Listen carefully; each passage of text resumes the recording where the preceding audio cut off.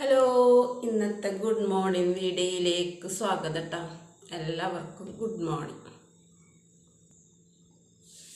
ഇന്നത്തെ സംസാര വിഷയം എന്താണെന്നറിയാം, രണ്ട് കാര്യങ്ങളുണ്ട് കേട്ടെന്ന് സംസാരിക്കാം. ഇന്നലെ ഞാൻ കാൽനടയാത്രയ്ക്ക് പോയപ്പോൾ ഒരു വീട്ടിൽ വെള്ളം കുടിക്കാൻ വേണ്ടി കയറിയിട്ടാണ്. ഭയങ്കര വെയിലല്ലേ, വെയിൽ ഒരു പാടത്ത് കൂടെ ഇങ്ങനെ നടന്നു വന്നപ്പോൾ വല്ലാതെ തളരുന്ന പോലെ തോന്നിയിട്ടാണ്. അപ്പോൾ ഒരു വീട്ടിൽ വെള്ളം കുടിക്കാൻ വേണ്ടി കയറി. അപ്പോൾ അവിടുത്തെ വെള്ളം തന്നെ വെള്ളം കുടിച്ച് അപ്പോൾ ഒരു 5 മിനിറ്റ് ഇരിക്കാമെന്ന് വിചാരിച്ചിരുന്ന അവിടെ. അപ്പോൾ ഇന്നപ്പോൾ അവിടുത്തെ ആൾ എന്നോട് വെച്ച്, ഈ എപ്പോഴും ഇങ്ങനെ ഈ അലവലാതി ആയിട്ടാണല്ലോ കൂട്ടുന്നു. എനിക്ക് എന്നും ഈ അലവലാതിത്തരൊന്നും കാട്ടണില്ലെങ്കിലും പക്ഷെ എനിക്ക് കൂട്ടൊക്കെ അലവലാതി ആൾക്കാരായിട്ടാണല്ലോ എന്ന് ചോദിച്ചു എന്നോട്.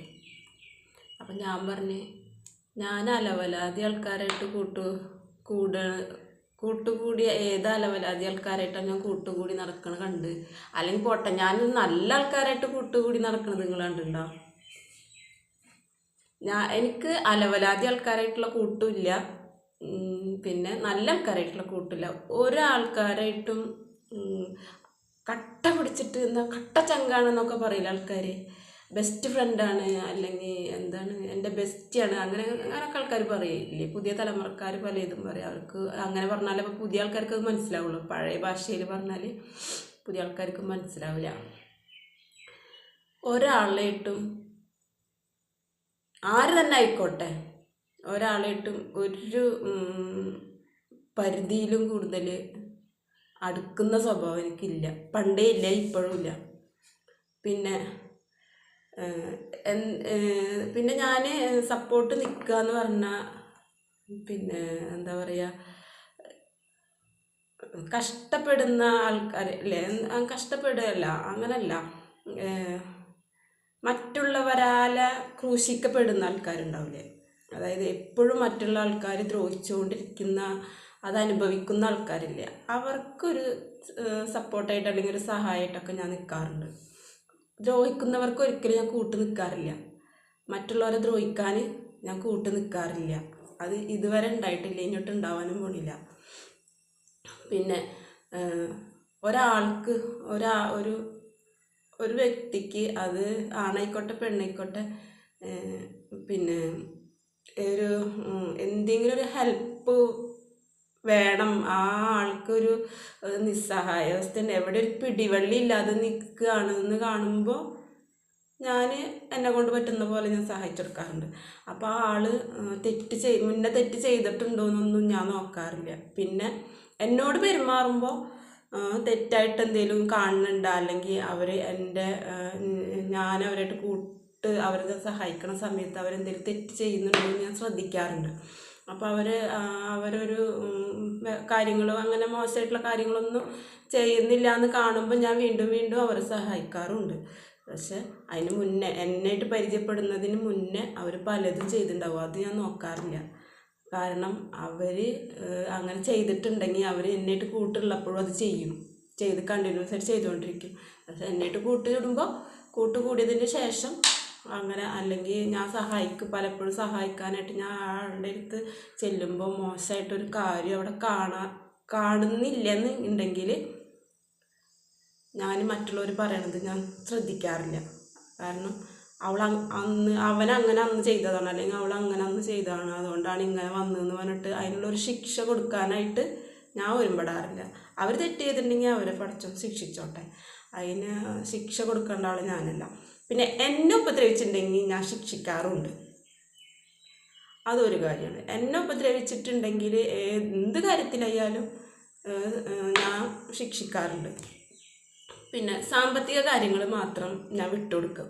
സാമ്പത്തികമായിട്ട് അല്ലെങ്കിൽ എൻ്റെ പൈസ എൻ്റെ വാങ്ങി അത് തിരിച്ചു തന്നില്ലെങ്കിൽ പോയിക്കോട്ടെ എന്ന് ഞാൻ വിചാരിക്കാറുണ്ട്. തന്നില്ലെങ്കിൽ വേണ്ട, അതിൻ്റെ പേരിലൊരു വഴക്കിനോ അല്ലെങ്കിൽ മുഖം കറുപ്പിച്ച് നടക്കാനോ മിണ്ടാട് നടക്കാനൊന്നും ഞാൻ നിൽക്കാറില്ല. പിന്നെ എനിക്ക് അവകാശപ്പെട്ടത് എനിക്ക് തരാതെ പറ്റിച്ചിട്ടുണ്ടെങ്കിൽ അതിന് ഞാനൊന്നും പറയാറില്ല. സാമ്പത്തിക കാര്യങ്ങൾ ആ കാര്യങ്ങൾ കൊണ്ട്, സാമ്പത്തികമായ ആ കാര്യങ്ങൾ കൊണ്ട് എന്നെ ഉപദ്രവിക്കുകയും അല്ലെങ്കിൽ എന്നെ പറ്റിക്കുക, അതല്ലെങ്കിൽ എൻ്റെ നിന്ന് വാങ്ങിയിട്ട് തിരിച്ചു തരാതിരിക്കുക, അങ്ങനെയുള്ള കാര്യങ്ങൾക്കൊന്നും ഞാൻ ചോദ്യം ചെയ്യാനോ അല്ലെങ്കിൽ അതിനുള്ള ശിക്ഷ കൊടുക്കാനൊന്നും നിൽക്കാറില്ല. പക്ഷെ അല്ലാതെ മറ്റുള്ള കാര്യങ്ങൾ നമ്മൾ അവഗണിക്കുക, നമ്മൾ ഉപദ്രവിക്കുക, നമ്മളോട് മോശമായിട്ട് പെരുമാറുക, മോശമായിട്ട് സംസാരിക്കുക, അതല്ലെങ്കിൽ നമ്മളെ വെറുതെ നമ്മളെ കഞ്ഞിയിൽ മണ്ണ് കുത്തിയിടാൻ നോക്കുക, അതല്ലെങ്കിൽ നമ്മളെ ജീവിതത്തിനെ വഴിമുട്ടിക്കാൻ നോക്കുക, അങ്ങനെയൊക്കെ ചെയ്യുന്ന ആൾക്കാരാണെന്നുണ്ടെങ്കിൽ ഞാൻ റിയാക്ട് ചെയ്യാറുണ്ട്. അതാണ് എൻ്റെ ഒരു സ്വഭാവം എന്ന് പറഞ്ഞാൽ അങ്ങനെയാണ്. പിന്നെ ഒരാളിനായിട്ടും കണ്ട ഒന്ന് ചിരിക്കുക, അതല്ലെങ്കിൽ എന്താ വർത്താനം എന്ന് ചോദിക്കുക. എന്താ വർത്താനം ഞാൻ ചോദിക്കാറില്ല. ഇങ്ങോട്ട് ചോദിച്ചെങ്കിൽ മാത്രം എൻ്റെ കാര്യങ്ങൾ പറയാമെന്നല്ലാതെ ഞാൻ ഒരാളുടെ കാര്യങ്ങളും ചോദിക്കാറില്ല, പറയാറില്ല. പിന്നെ എന്തെങ്കിലുമൊക്കെ ഈ കുഞ്ഞു മക്കളൊക്കെ അനാഥരായി അല്ലെങ്കിൽ ആ കുഞ്ഞുമക്കളെ നോക്കാൻ ആളില്ല, അങ്ങനത്തൊക്കെ എവിടെയെങ്കിലും കേൾക്കുമ്പോൾ ഞാൻ ആരുടെയിലൊക്കെ അന്വേഷിക്കാറുണ്ട്. ആ കുട്ടികളുടെ അവസ്ഥ എന്താണ്, അല്ലെങ്കിൽ ആ സ്ത്രീയുടെ അവസ്ഥ എന്താണെന്നൊക്കെ ഞാൻ വേറെ ആരുടെയും പോയി ചോദിക്കാന്നല്ലാതെ നേരിട്ട് ഞാൻ പോയി ചോദിക്കാറില്ല. ഒരാളുടെ കാര്യങ്ങൾ പോയി ചോദിക്കാറില്ല. എൻ്റെ കാര്യങ്ങൾ എന്നോട് ചോദിച്ചാൽ ഞാൻ എല്ലാം തുറന്നു പറയും. അപ്പം നാളെ പറഞ്ഞ പോലെ ഒരു തുറന്ന പുസ്തകം പോലെ ഞാൻ പറയാറുണ്ട്. എന്നാലും ഞാൻ കുറേ കാര്യങ്ങൾ മൂടി വെക്കാറുണ്ട്, പറയാറില്ല. എല്ലാം അങ്ങനെ പറയാൻ പറ്റില്ലല്ലോ. എന്നാലും ഞാൻ കുറേയൊക്കെ സംസാരിക്കാറുണ്ട്. ഞാൻ ഒരാളുടെ അടുത്ത് എന്താ വർത്താനം എന്നൊന്നും ഞാൻ ചോദിക്കാറില്ല. പിന്നെ നേരിട്ട് കണ്ടാൽ മിണ്ടുക, അല്ലെങ്കിൽ ഒന്ന് ചിരിക്കുക, ഞങ്ങളെവിടുന്ന അല്ലെങ്കിൽ എന്താണെന്നൊന്ന് ചോദിക്കുക എന്നല്ലാതെ വേറെയുള്ള കാര്യങ്ങളൊന്നും ആരടുത്തും ചോദിക്കാറില്ല. പിന്നെ എന്നോട് ഇങ്ങോട്ട് ചോദിക്കണം എന്നാൽ മാത്രമാണ് ഞാൻ കുറച്ച് നേരം സംസാരിക്കുള്ളൂ. അത് അന്നും അങ്ങനെ തന്നെയാണ്, ഇന്നും അങ്ങനെ തന്നെയാണ്. അപ്പോൾ അങ്ങനെ ഒരാൾ ചോദിച്ചുകൊണ്ട്, അപ്പോൾ ആ ആളുടെ മനസ്സിൽ എന്താണെന്ന് വെച്ചാൽ അവരുദ്ദേശിക്കുന്ന ആൾ, അവരാരാണോ ഉദ്ദേശിച്ചെങ്കിൽ ആ ആൾ മോശക്കാരിയാണെന്ന് വരുത്തി തീർക്കണം. അത് ഞാൻ സമ്മതിക്കണം, അതങ്ങനെ ആണെന്ന് ഞാനത് സമ്മതിച്ചു കൊടുക്കണം. അതായിരുന്നു അവരുടെ ഉദ്ദേശം. പക്ഷെ അവരുടെ ആ പരിപ്പൻ്റെ അടുത്ത് വെന്തില്ല. ഞാൻ പറഞ്ഞു, ഞാനൊന്നും കണ്ടിട്ടില്ല, ഞാൻ കണ്ടാലാണ് എനിക്ക് പറയാൻ പറ്റുള്ളൂ. പിന്നെ നിങ്ങൾ കേട്ടിട്ട് ഒരു 100 ആളുടെ ഷെയർ ചെയ്തിട്ടാണ് നിങ്ങൾ കേട്ടിട്ടുള്ളത്. അത് സത്യമായിക്കൊള്ളുന്നില്ല. അതുകൊണ്ട് എനിക്ക് തന്നെ ഡയറക്റ്റായിട്ട് അറിയുന്ന കാര്യമാണ്. അതുകൊണ്ട് തന്നെ നിങ്ങൾ ഉദ്ദേശിക്കണ ആ ഒരു കാര്യം നിങ്ങൾ പറഞ്ഞില്ലെങ്കിൽ വേണ്ട, നിങ്ങൾ എന്താണ് മനസ്സിൽ ഉദ്ദേശിച്ചതെന്ന് എനിക്ക് മനസ്സിലായി. അതുകൊണ്ട് അത് ഞാൻ സമ്മതിച്ചിട്ടുണ്ടായിരിക്കാം. ചിലപ്പോൾ എന്നെ പരിചയപ്പെടുന്നതിന് മുന്നേ ഉണ്ടായിരിക്കാം. അതെനിക്ക് നോക്കേണ്ട കാര്യമില്ല. എനിക്ക് ആ കാര്യത്തായിട്ട് എനിക്ക് പരിചയവുമില്ല. പക്ഷെ പരിചയപ്പെട്ടതിന് ശേഷം ഞാൻ അങ്ങനെ ഒരു അലവലായിത്തരം കണ്ടിട്ടില്ല, കേട്ടിട്ടുമില്ല. പിന്നെ ഞാനെന്തിനാ അത് നിങ്ങൾ പറയണ്ടെന്തിനാ ഞാൻ സമ്മതിക്കുന്നതെന്ന് വെച്ച് അങ്ങനെ അവിടെ നിന്ന് പോന്നിട്ടാ. അപ്പോൾ ഇന്നലെ യാത്രയിൽ പോയ വിശേഷമായിരുന്നു അത്. പിന്നെ വേറൊരു കാര്യം, FBയിലൊരു പോസ്റ്റ് ഉണ്ട്, കല്യാണം കഴിഞ്ഞതിന് ശേഷം നിങ്ങൾക്കുണ്ടായ മാറ്റം എന്താന്ന് ഒരു ചോദ്യമാണ്. അതെപ്പോഴും ഇങ്ങനെ ഓരോ ചോദ്യങ്ങൾ ചോദിക്കുന്ന ഒരാൾ, എന്തെന്നാ ഇത് ആ ഐഡിയയുടെ പേര് എനിക്ക് ഇപ്പോഴും വായിച്ചിട്ട് മനസ്സിലായിട്ടില്ല. കുറേ നാളായി അതിലിങ്ങനെ വരുന്നതും ഞാൻ കമൻ്റ് ഇടാറൊക്കെ ഉണ്ട്. പക്ഷെ അതിൻ്റെ ആ ഐഡിയയുടെ പേരെന്താണെന്ന് എനിക്ക് മനസ്സിലാവണില്ല, എനിക്ക് വായിച്ചിട്ട് മനസ്സിലായില്ല. അതാണ് ചോദിക്കുന്നത്, കല്യാണം കഴിഞ്ഞിട്ട് നിങ്ങൾക്കുണ്ടായ മാറ്റം എന്താന്ന്. അപ്പം എനിക്കുണ്ടായ മാറ്റം ഞാൻ പറയാം. എന്താണ്, 2 കുട്ടികളെ കിട്ടി, ചോരൊക്കെ നീരായി. പിന്നെ എല്ല് മുറിയ പണിയെടുത്താൽ പല്ല് മുറിയ തിന്നാന്ന് പറഞ്ഞിട്ട് ഒരു പഴഞ്ചൊല്ലുണ്ടല്ലോ, അങ്ങനെ എല്ലാവരും പറഞ്ഞിട്ടിട്ട് എല്ല് മുറിയ പണിയെടുക്കാൻ പോയി. എന്നിട്ട് എന്തുണ്ടായി, പല്ല് മുറിയ തിന്നാനൊന്നും പറ്റിയിട്ടില്ല, നേരം വരെ തിന്നാൻ പറ്റിയിട്ടില്ല അവർ കാര്യം. പിന്നെന്താണ്, കുറേ അപരാധങ്ങൾ തലയിൽ വന്നു ചേർന്ന് കുറേ അപരാധങ്ങൾ ഇങ്ങനെ വന്നു ചേർന്ന് തലയിൽ. പിന്നെ എന്താ പറയുക, കുറച്ചൊക്കെ മാറ്റങ്ങൾ ഉണ്ടായി എന്ന് പറയാം. ഇതൊക്കെ തന്നെയാണ്. പിന്നെ ഉണ്ടായിച്ചെങ്കിൽ അവനവൻ്റെ കാര്യങ്ങൾ, പിന്നെ എൻ്റെ കാര്യങ്ങൾ ഞാൻ തന്നെ ചെയ്യാനുള്ള ഒരു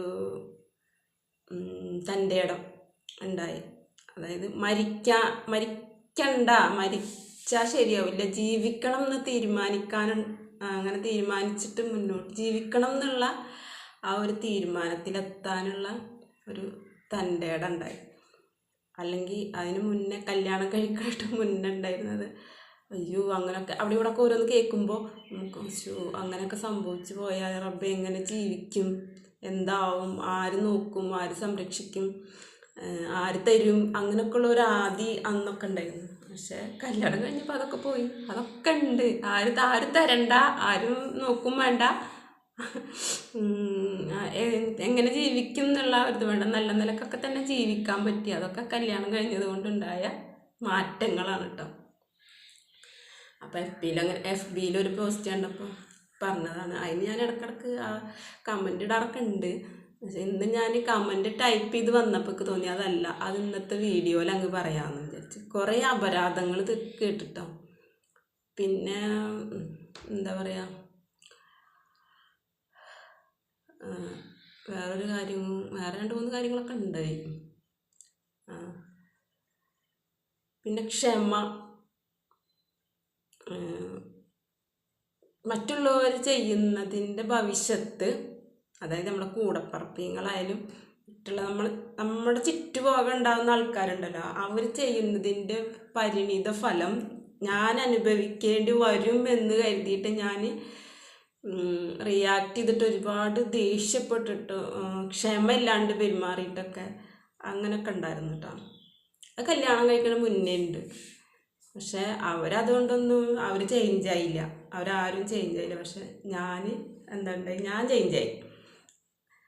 അവർ ചെയ്യണത് ചെയ്യട്ടെ, ഞാൻ വെറുതെ പൊട്ടിത്തെറിച്ചിട്ടും മെൻ്റലായിട്ടൊന്നും കാര്യമില്ല. അവർ ചെയ്യുന്നത് അവർ ചെയ്തുകൊണ്ടിരിക്കുക, അവരൊരിക്കലും മാറാൻ പോണില്ല. അതുകൊണ്ട് നമ്മൾ തന്നെ ഒന്ന് മാറണതാണ് നല്ലത് എന്ന് തോന്നിയിട്ട് ഞാനങ്ങനെ മാറിയിട്ടുണ്ട് കേട്ടോ. ഇപ്പം അങ്ങനെ ദേഷ്യവും കോപമൊന്നുമില്ല. അവർ ചെയ്യുന്നത് അവർ ചെയ്തോട്ടെ, അതിൻ്റെ പരിണിത ഫലം എനിക്കൊന്നും വരാൻ പോണില്ല, അത് അവർക്ക് തന്നെ അനുഭവിക്കാം എന്ന് വിചാരിച്ചിട്ട്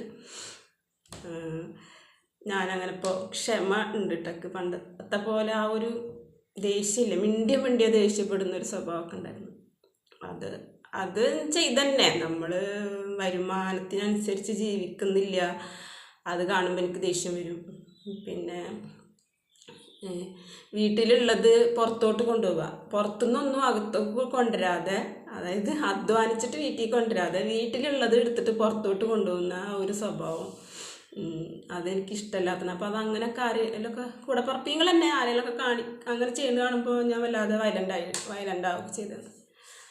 അപ്പോൾ പിന്നെ അവരങ്ങനെ ചെയ്യുന്നതിൻ്റെ ഫലം ഞാനും കൂടി അനുഭവിക്കേണ്ടി വരും എന്ന് വിചാരിച്ചിട്ടാണ് ഞാനങ്ങനെ പറഞ്ഞിരുന്നത്.